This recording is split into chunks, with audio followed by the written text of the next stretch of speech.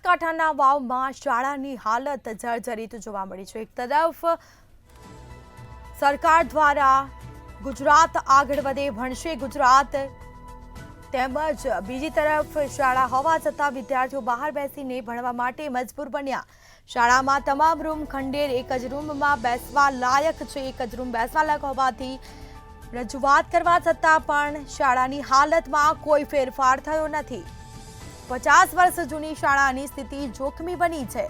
જો કોઈ મોટી દુર્ઘટના સર્જાશે તો તેની માટે જવાબદાર કોણ રહેશે, તે એક મોટો સવાલ ઉઠવા પામ્યો। બનાસકાંઠાના વાવમાં શાળાની હાલત ખંડેર જોવા મળી છે। શાળા હોવા છતાં પણ વિદ્યાર્થીઓ બહાર બેસી અને ભણવા માટે મજબૂર બન્યા છે। તો આ સીધા દ્રશ્યો અમે આપને બતાવી રહ્યા છીએ। શાળામાં તમામ રૂમ ખંડેર છે, ખાલી એક જ રૂમ બેસવા લાયક છે। અનેકવાર રજૂઆત કરી છે છતાં પણ કોઈ કામગીરી કરવામાં આવી નથી। શાળાની હાલતમાં કોઈ ફેરફાર નથી।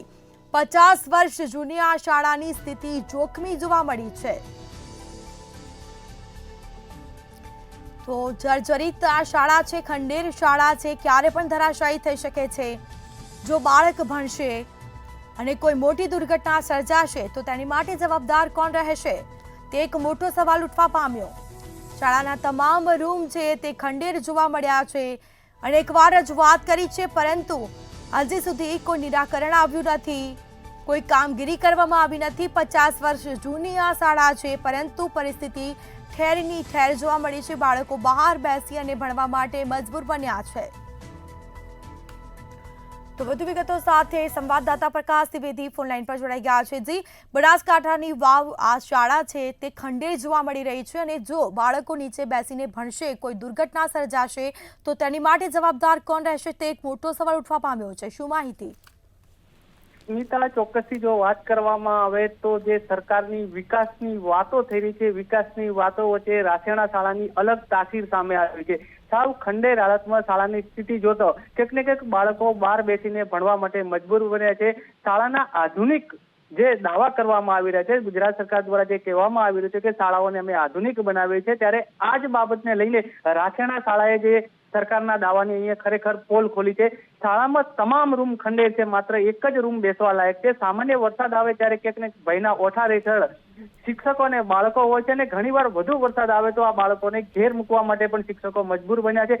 સતત રજૂઆત છતાં ખંડેર શાળાની ન દશા બદલાય કે ન દિશા ક્યારે બદલાય। 50 વર્ષ જૂની જે શાળા છે, શાળાની સ્થિતિ અત્યંત જોખમી છે।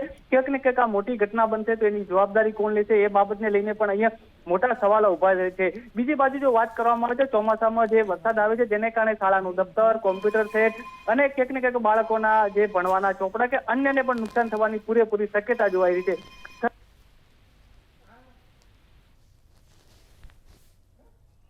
જી બિલકુલથી તમામ જાણકારી આપવા બદલ આપનો આભાર। તો આ સાથે 50 વર્ષ જૂની આ શાળા છે, જર્જરિત હોવા છતાં રજૂઆત કરી પરંતુ કોઈ નિરાકરણ આવ્યું નથી।